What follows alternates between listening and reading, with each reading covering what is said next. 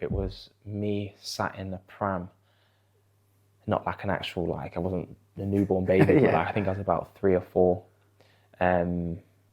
sat in a pram on pitch side watching my dad play football. He used to take me everywhere with him. I used to go on the coaches and that with all the players with him and everything, Did he have a bit, your dad? Yeah, he was very good. He was very good. He just sometimes enjoyed the lifestyle rather than football. So. You're a dad now. Are you looking forward to your first football memory with your son? I can't wait. I cannot wait. You know, it changes you as a person, and now I just want to do everything as good as I possibly can for him. You enjoying being a dad? It's tough, isn't it? It's the best thing in the world. Don't get me wrong. It's the best thing in the world, but I would say it's the hardest thing, and no one can prepare you for it.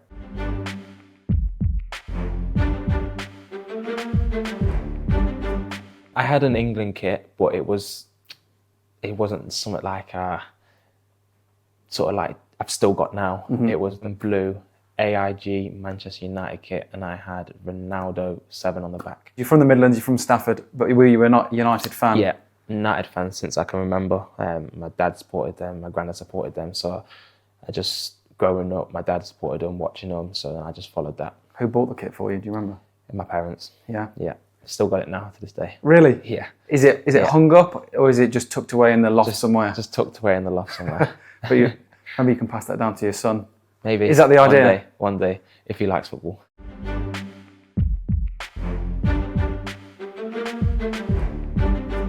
I'm going to pick 3. Bending the rules a little bit, we'll allow it. Ronaldinho, Messi and Scholes. Just because Ronaldinho and Messi, just because they're just technically outrageous. Things they've done, no one's ever seen been done before. And then Paul Scholes, just because I grew up loving him and still do to this day, so yeah. You ever seen Messi or Ronaldinho play? Nope. No? Nope, I'm devastated. Little trip over to Miami? Maybe in the summer. Yeah? Maybe. Be nice to see him before he retires, wouldn't it? Yeah.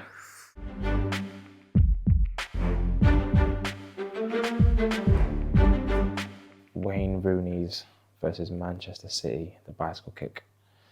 Just because I was sat at home with my dad on a Sunday, I think it was a Sunday, just sat on the sofa with my dad. It's what we used to always do on a Sunday, just watch football. And it's just like a core memory that sort of stuck with me to this day.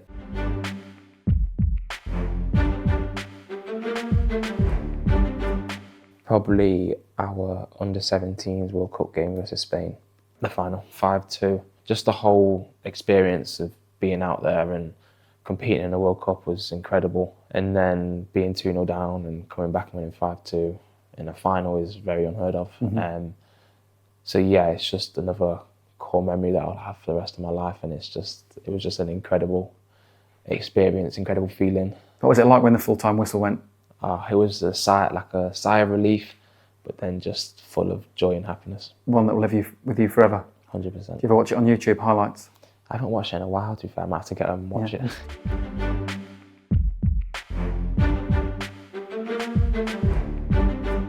Again, I'm going to have to repeat either the World Cup or winning the Euros just in the summer. Was there a difference in feeling between the World Cup and the Euros? Does it feel a bit more accomplished? Yeah, just because of the competitive and the standards of the teams that were in the Euros and the quality of other players.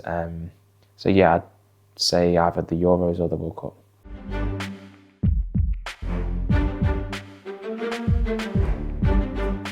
I don't really have one that I'd banish because I believe everything happens for a reason.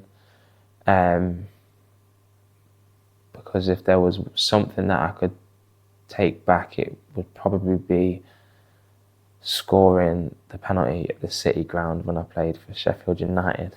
But then, if I scored that, would I then be sat here in this chair now? Like a sliding doors moment. Yeah, so this is what I mean, everything happens for a reason.